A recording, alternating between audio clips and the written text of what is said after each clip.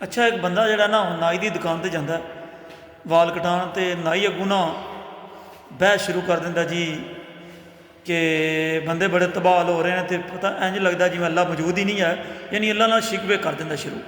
ਜਿਸ ਤਰ੍ਹਾਂ ਅਸੀਂ ਆਮ ਵੇਖਦੇ ਹਾਂ ਹੋਟਲਾਂ 'ਤੇ ਅਤੇ ਨਾਈਆਂ ਦੀ ਦੁਕਾਨ 'ਤੇ ਸ਼ਿਕਵੇ ਸ਼ਿਕਾਇਤਾਂ ਹੁੰਦੀਆਂ ਨੇ ਹਕੂਮਤ ਨਾਲ ਜਾਂ ਅੱਲਾ ਨਾਲ।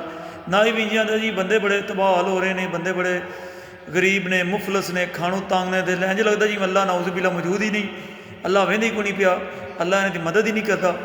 ਉਹ ਬੰਦਾ ਜਨਾਬ ਚੁੱਪ ਕਰਕੇ ਵਾਲ ਕਟਾ ਕੇ ਬਾਹਰ ਨਿਕਲ ਜਾਂਦਾ, ਅਤੇ ਬਾਹਰ ਨਾ ਇੱਕ ਦਰਵੇਸ਼ ਆਦਮੀ ਹੁੰਦਾ, ਫਕੀਰ ਜਿਹਾ, ਲੰਮੇ ਲੰਮੇ ਵਾਲ ਉਹਦੇ ਹੋਏ ਹੁੰਦੇ ਨੇ, ਉਹਨਾਂ ਅੰਦਰ ਬੁਲਾ ਕੇ ਅਤੇ ਨਾਈ ਕੋਲ ਟੋਰਦਾ, ਅਤੇ ਨਾਈ ਕੋਲ ਜਿਹੜਾ ਬੁਲਾਉਂਦਾ ਨਾ, ਉਹ ਆਂਦਾ ਜੀ ਨਾਈ ਦੇ ਸਾਹਮਣੇ ਉਹ ਬੰਦੇ ਨਾਲ ਆਂਦਾ ਜੀ ਉਹ ਨਾਈ ਕੋਲ ਨਹੀਂ, ਦੁਨੀਆ 'ਤੇ ਮਰ ਗਏ ਨੇ, ਤੇਰੇ ਵਾਲ ਐਡੇ ਕਿਉਂ ਲੰਮੇ ਨੇ?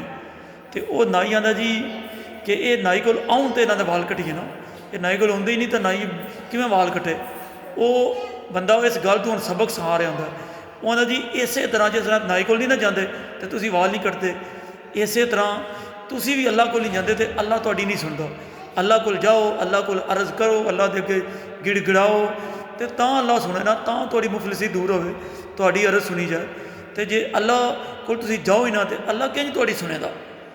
ਉਹ ਬੰਦਾ ਅੱਗੋਂ ਬੜਾ ਪਛਤਾਉਂਦਾ, ਅੱਗੋਂ ਬੜਾ ਮਤਲਬ ਸ਼ਰਮਿੰਦਾ ਹੁੰਦਾ ਕਿ ਆਂਦਾ ਵਾਕਈ ਅਸੀਂ ਅੱਲਾ ਕੋਲ ਨਹੀਂ ਜਾਂਦੇ, ਇਸੇ ਵਜ੍ਹਾ ਨਾਲ ਸਾਡੇ ਇਹ ਹਾਲ ਨੇ। ਜੇ ਅੱਲਾ ਕੋਲ ਅਸੀਂ ਜਾਂਦੇ ਹੁੰਦੇ ਅਤੇ ਸਾਡੀ ਵੀ ਸ਼ਾਇਦ ਬਿਹਤਰੀ ਹੋ ਜਾਂਦੀ।